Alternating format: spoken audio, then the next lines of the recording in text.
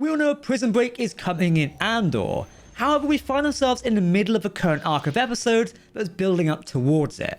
Episode 9 also shows viewers how bad the Galactic Empire really is. They're slowly pulling back the wallpaper on Luthen and Rael's operation, and seemingly about to catch Saw Gerrera in the middle of his little war. Spoiler warning, this is our full review of Andor Episode 9, you've been warned. Greetings my young Padawans, my name is Captain Jack and welcome to Star Wars Now. The 9th episode of the first season is titled Nobody's Listening. It's written by Bew Williman and directed by Toby Haynes. The episode takes its place as the middle of Andor's prison arc, and if we're honest with ourselves, we all know where this is heading. Now, before we jump into a review video, use the force and hit that subscribe and like button to never miss a video from myself and the team here at Star Wars Now.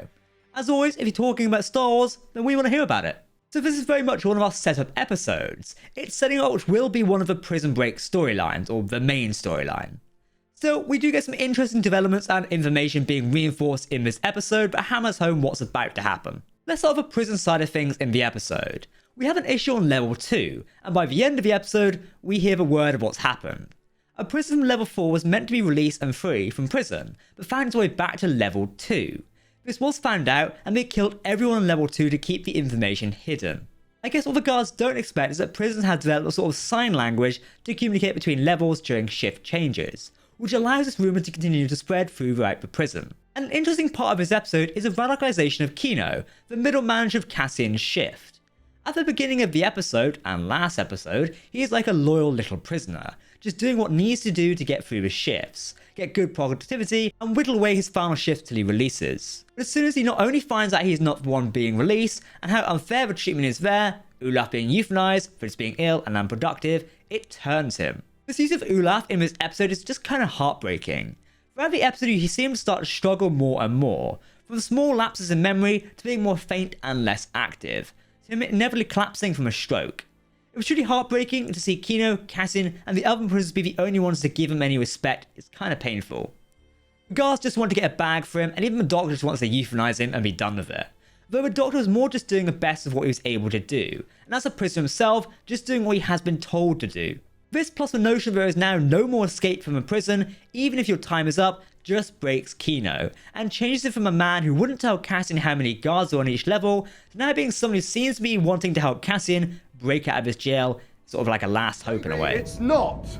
We have heard nothing. It's just another day, another shift. So let's keep our mouths shut, keep our heads down, until we know what's going on. We have prisoners working together to scope out how to break out, where the weak points and flaws of the facility are, and even cutting pipes on bathroom breaks. Now I'm excited to see where the prison arc is going, because there's definitely seems to be more of it going on and more of a revolt happening later. We've seen this in trailers, we know it's going to happen, and this episode sets it up even more so.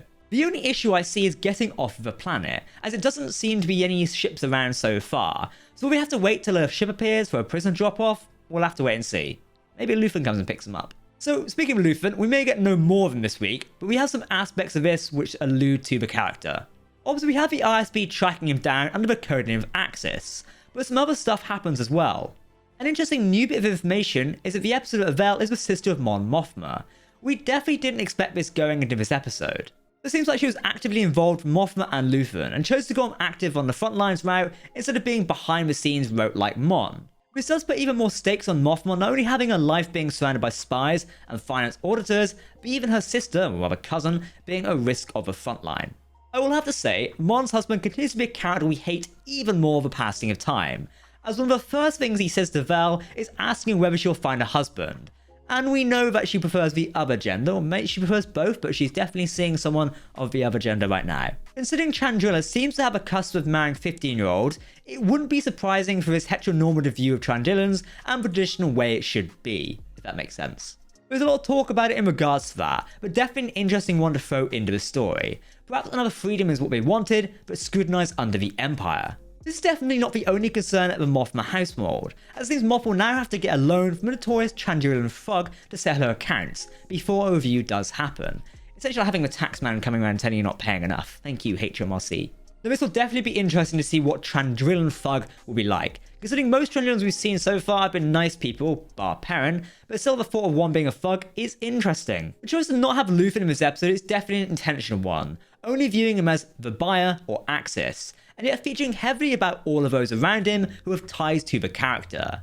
He is central to all the plot points of this episode, and yet obfuscated in all of them as well, which I appreciate as a choice for this episode. As we carry on from last week, seeing the interrogation of Pac, the Storeman of Ferrex, who is the transceiver in the back of his shop, which is used to contact Luthen. We continue with the interrogation of Bix under Dedra Meadow and Dr. Gorst, which is a really cool name. We get some lovely interactions between Bix and Mero is an interesting character.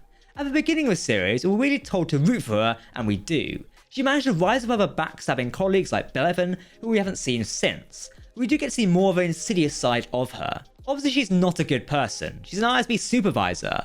We really get to see her facade fall and see her true self. Not above torture or threats, whether it be against Bix or Cyril Khan. We learn that Pac had never met Luthen, but had met a female conspirator at a separatist meeting.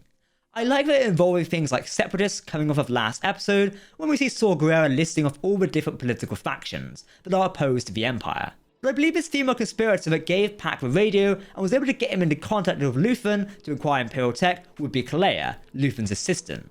She has been referred to by ancillary sources as the enforcer of Luthen's operation. We see some of that with her telling Vel to kill Cassian, but nice to get some more about how integral she is to the whole network of Luthen's operation. Although, that info is only from Pac's interrogation, and we do get Bix's interrogation done by the Dr. Gorst, who is an interesting interrogation technique of making you listen to the death wails of genocided racist children. Fucking Empire, man, honestly. But it seems Bix is strong enough to not only give enough information, but not Luthen at least.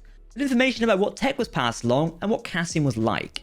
This allows the ISB to connect some of the dots, and even form an idea of what was happening, connecting the Neo Republic freedom fighter, Maya P, and possibly Cassian to the Robia Eldani, just by the fact he was clean shaven. It's an interesting little addition I want to add, but when Bix was being interrogated, the edit between her screaming to the screaming of a drill in prison was really well done.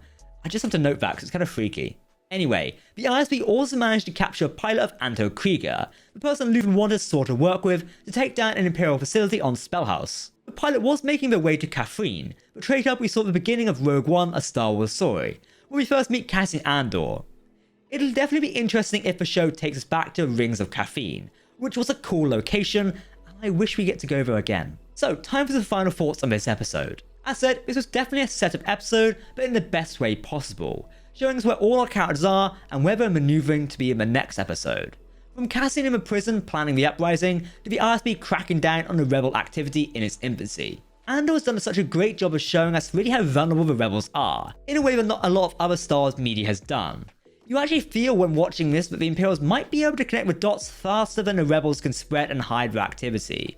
It is really a cat and mouse game that makes such a thrill to watch each week. And the world building or just some throwaway lines coming back to make the rebel network feel alive is awesome. And this was definitely the intention looking back at Saw's cameo, and utilising that to give us random names of other rebels so we have the connection when references are made later. It's awesome. They are names we are meant to remember: Steerguard, Spellhouse, Anton Krieger, Maya P. These are places and characters we as a viewer are made to pay attention to, and listen out for when it might become relevant. World building and character development are the core of Andor as a series, something that other shows, not just Star Wars, should really take note of.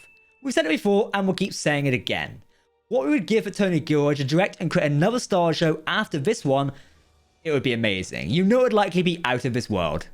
Okay, Exalted Ones, that's for me, but what did you think of episode 9 of Andor, Nobody's Listening? Comment down below. But don't forget to hit that subscribe button to keep up to date with the latest Star Wars news, lore, and more. You can also follow us on social media as well, but make sure to let us know what you think in the video comment section below, because if you're talking Star Wars, we want to hear about it. Okay, but in real, that's all for myself today. I hope you're enjoying Andor as much as I am. We've only got a few weeks left now going into November, and then I think 1 week in December. It's going to be exciting. We'll see you next time, but for now, I've been Captain Jack, and may the Force be with you. Goodbye.